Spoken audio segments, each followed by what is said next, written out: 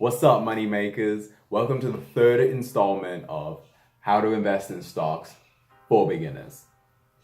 And we're getting closer and closer to the business, so keep going. Today we won't actually dive into the specifics of stocks. I've got a little bit more background information I want to give you guys before we go into the specifics of investing in stocks. So first I want to start off with pay yourself first. So I want to start off with this. So you guys have gotten this far, two videos in, and you decided, you know what, I want to invest in stocks.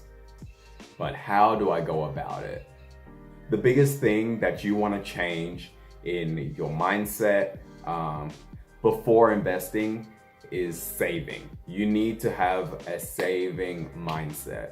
And what do I mean by that? Is look at everything as a way of investing in yourself. So instead of investing what you save, rather you need to have a mindset of investing what you don't spend. Instead of investing what you don't spend, you need to invest what you don't save. What I mean by that is everyone has a grasp of paying, your bills, utilities, your credit card bills, buying a candy bar at the store every now and then.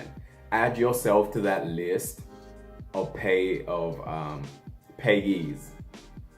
So look at yourself as a necessary expense that you need to be putting money aside for.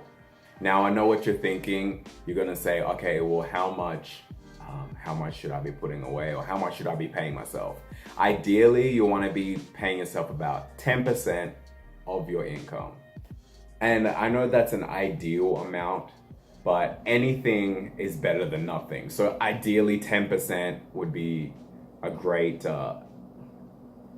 starting point, or at least a great figure benchmark to go for, but anything's better than nothing. And I know people are going to be like, well, I'm living paycheck to paycheck, or, I can barely get by right now. But think of it as this way: the more money you put aside, the less money you're spending on unnecessary things. It gives you less temptation to spend on things that you don't need, because you're putting it away for a rainy day, I guess. Not really a rainy day.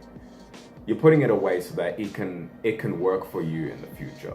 Having a cushion is a little cash cushion is one of, if not the most important aspect of investing. I know that you think, you know what, I've got some money now, I can just put it all in. But a smart investor makes sure they're able to handle all their short-term assets with ease. And if you spend everything now, you will only put yourself in burden, and it will only come back to you, because if you put it all in now, it's only going to limit your ability to handle short-term debts. So what I would suggest is having a cushion of about 3 months pay before you start investing.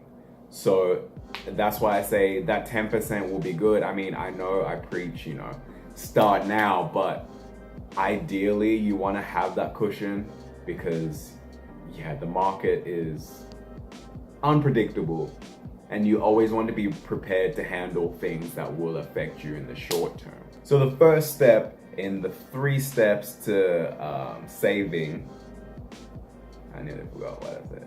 The 3 steps to saving, the first one is retire your short-term debt.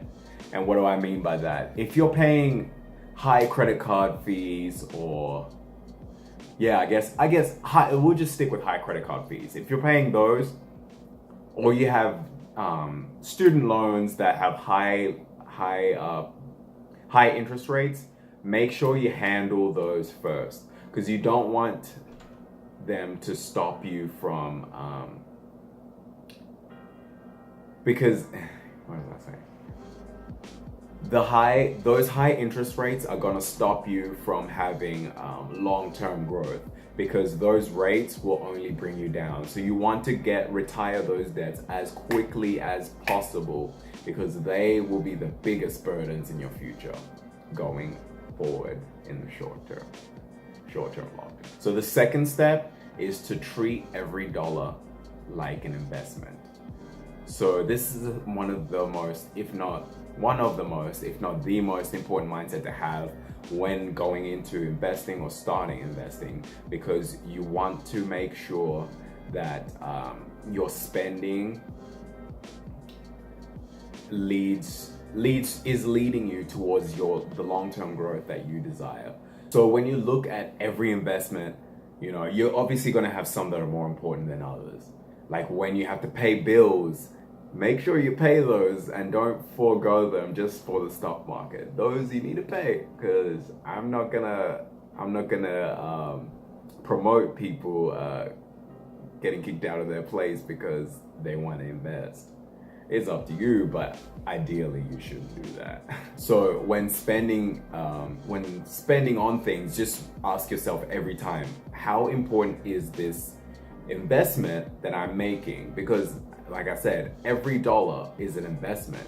So make sure you're thinking when you're buying something, is this a worthy investment? Is this worthy of my of giving up my assets right now? Will it benefit me in the long run? So always think that when spending your money, and you're going to be on a better track, or at least you're going to have a better foundation when investing. Finally, track your spending. This is something that I've been doing for actually a little while. I'm a frugal person anyway, so I always watch how I spend. I always watch how I spend. So this is something that I do inherently, but it's very important to do, because I know many of you watching this always wonder at the end of the month or end of the 2 week or end of the fortnight, you're always wondering, where did all my money go? By tracking your spending, you'll be able to see exactly where it's going and what you're spending on. And honestly, this is such a big thing to do, because you're gonna see just how dumb some of the purchases you make are each month, and you'll be able to cut those out, and that will just open up a lot more money for you to put aside, so that you can prepare to enter the stock market a lot sooner than you thought you would be able to. And for those of you who are too lazy to do it yourself, I mean, I like I said, I already do it anyway. I've been doing it for a while. But for those of you who just either don't want to do it yourself, or just don't feel like doing it yourself, there's so many apps that actually promote this idea of, you know, giving you a spending check, or like watching over your money, because this is going to help you long term when investing. So you need to make sure, either find an app that does it, or just get in the habit right now, because it's big time. So guys, remember, these are all big but small mindset changes. Small mindset changes in the offset, but they turn out to be huge mindset changes that just lead into long-term growth. So if you guys can implement it now, it's gonna set you up for such a great future. All right, guys, thank you for watching. Again, as usual, make sure you like and subscribe if you're new to the channel, and don't forget to hit the bell notification down below so you can keep up with all the coming content.